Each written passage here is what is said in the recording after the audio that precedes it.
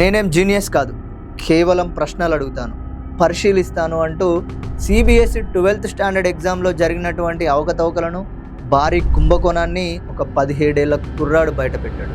అతని పేరే సార్థక్ సిద్ధాంత్. ఎంతోమంది CBI officers, IAS officers, CID education officers, అలాగే మీడియా జర్నలిస్టులు గమనించలేని విషయాన్ని కేవలం ఒక 17 ఏళ్ల విద్యార్థి గుర్తించి బయటకు తీసుకొచ్చాడు. స్టూడెంట్స్ ఆరోపిస్తున్న ఒక భారీ అవకతవకపై తన బ్లాగ్ ద్వారా ప్రశ్నలు లేవనెత్తాడు. 2026 సిబిఎస్ఈ ఫలితాలు విడుదలైన తర్వాత దేశవ్యాప్తంగా వేలాది మంది స్టూడెంట్స్ మేము ఊహించిన మార్కులు రావడం లేదు, చాలా బాగా రాసిన సబ్జెక్టుల్లో కూడా తక్కువ మార్కులు వచ్చాయని ఎన్నో అనుమానాలు లేవనెత్తారు.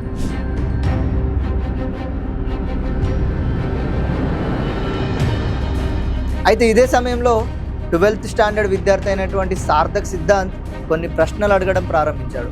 సిబిఎస్ఈ అమలు చేస్తున్న OSM on screen marking system ఎలా పనిచేస్తుంది, ఏఐ ఆధారిత మూల్యాంకనం ఏ స్థాయిలో ఉంది, టెండర్లు ఎలా ఇచ్చారు, మూల్యాంకన ప్రక్రియలో పారదర్శకత ఉందా లేదా అనే అంశాలపై తన పరిశోధనను బ్లాగ్ రూపంలో ప్రచురించాడు.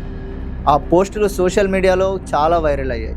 అయితే ఈ కథలో సార్థక్ ఒక్కడే కాదు, 19 ఏళ్ల నిసర్గ అధికారి అనే యువకుడు సిబిఎస్ఈ ఓఎస్ఎం పోర్టల్లో భద్రతా లోపాలు ఉన్నాయని ఆరోపిస్తూ కొన్ని అంశాలను వెలుగులోకి తీసుకొచ్చాడు. మరో విద్యార్థి వేదాంత్ తనకే తప్పుగా మార్కులు వచ్చాయని చెప్తూ సోషల్ మీడియాలో స్పందించాడు. క్రమంగా వేలాది మంది స్టూడెంట్స్ తమ అనుభవాలను పంచుకోవడం ప్రారంభించారు.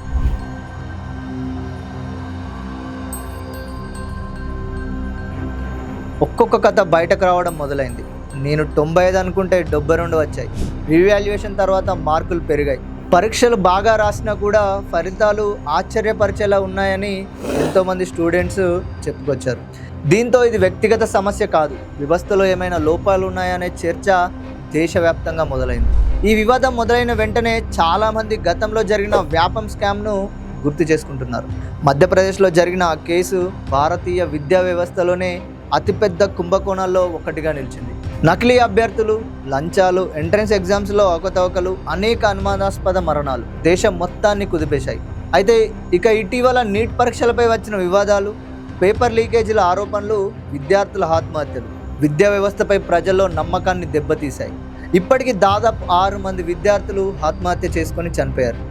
అందుకే సిబిఎస్ఈ ఓఎస్ఎం వివాదాన్ని కూడా చాలామంది ఆందోళనతో చూస్తున్నారు.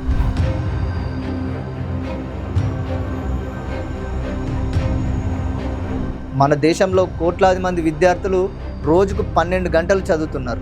కానీ ఒక్క మార్కు తప్పు, ఒక మూల్యాంకనం పొరపాటు, ఒక వ్యవస్థ లోపం వారి భవిష్యత్తునే మార్చేయగలదు. అందుకే ఇది కేవలం మార్కుల గురించి కాదు, నమ్మకం గురించి. మన పిల్లలు ఫోన్లు, రీల్స్, ట్రెండ్స్లో బిజీగా ఉన్న ఈ కాలంలో కొంతమంది యువకులు మాత్రం ప్రశ్నలు అడుగుతున్నారు, డేటాను పరిశీలిస్తున్నారు, వ్యవస్థను జవాబుదారీగా నిలబెడుతున్నారు. ఒక సార్థక్ సిద్ధాంత్, ఒక నిసర్గ అధికారి, ఒక వేదాంత్.